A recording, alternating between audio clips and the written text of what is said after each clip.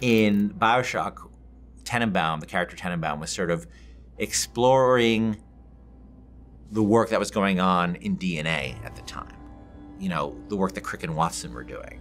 And she was building upon that, and that, you know, a very radical enhancement of that work was done by Tenenbaum and Sue Chong, and you get the world of plasmids that make the original BioShock.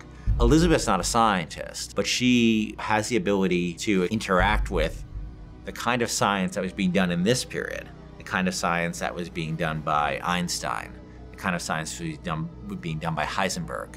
All this sort of the world of physics that's being explored, you know, around the turn of the century, and how the science, in the same way Crick and Watson were opening our eyes up to what was inside our body, these scientists, Einstein and Heisenberg and Max Planck, were opening our eyes to what existed around the universe. And everybody can see in the world of Columbia these tears that are windows into these worlds that Heisenberg and Einstein were starting to explain to us. Elizabeth can actually reach into those worlds and manipulate them. And that's what her power, that's what you're seeing her do in the world.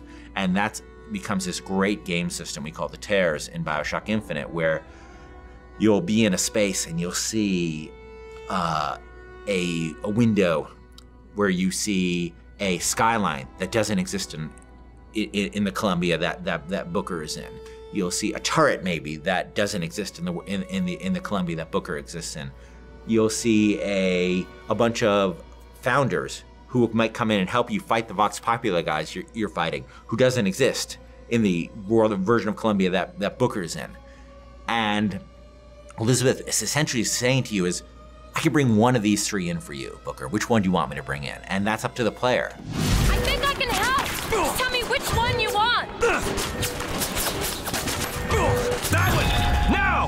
We're gonna have all these tools that the player can access via Elizabeth that is gonna make everybody's play experience different. And that's what we always want with BioShock. We want the way I play it, the way you play it, the way he plays it to be different.